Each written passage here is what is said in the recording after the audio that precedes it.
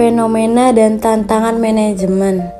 Skema perilaku yang secara eksplisit bergantung pada keberadaan dan pentingnya hubungan pertukaran yang langgeng antara satu perusahaan pemasok dan satu pelanggan, dan yang fokuskan tindakan pemasarannya pada perilaku pembelian ulang pelanggan.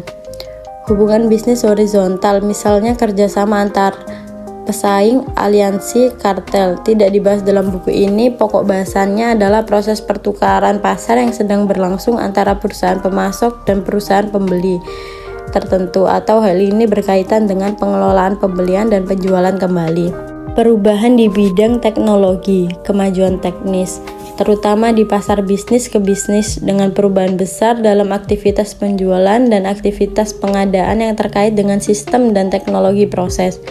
Oleh karena itu, transaksi pasar di bidang teknologi baru tidak boleh dipandang dan ditafsirkan sebagai transaksi tunggal, tetapi lebih sebagai keputusan atas keseluruhan konglomerasi transaksi pasar. Strategi pemasaran pemasok cenderung diarahkan terutama pada satu pelanggan tunggal atau konfigurasi perusahaan yang terkait erat, solusi yang berkelanjutan untuk masalah pelanggan tersebut, serta terhadap pelanggan dan pemasok yang tumbuh seiring dengan kemajuan teknologi. Perubahan di bidang pemasaran. Faktor perubahan pola perilaku strategis yang berkembang sebagai akibat dan perebutan posisi kompetitif. Perkembangan teknis dan perubahan di bidang pemasaran menyebabkan kita mengamati adanya penyempitan fokus pasar secara bertahap.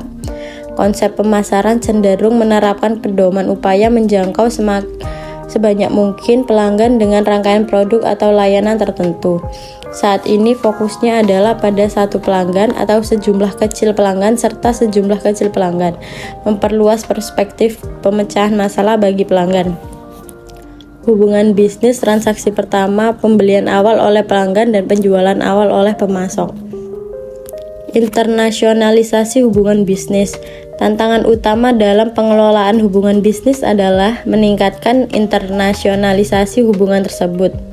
Paul Krugman, salah satu jurnalis bisnis paling berpengaruh di AS, menekankan potensi pembagian kerja internasional. Menurut Krugman, inti dari globalisasi bukanlah bahwa semakin banyak peserta yang harus berbagi kue ekonomi yang ada. Sebaliknya, globalisasi dapat menghasilkan kemakmuran tambahan melalui pembagian kerja internasional yang lebih besar.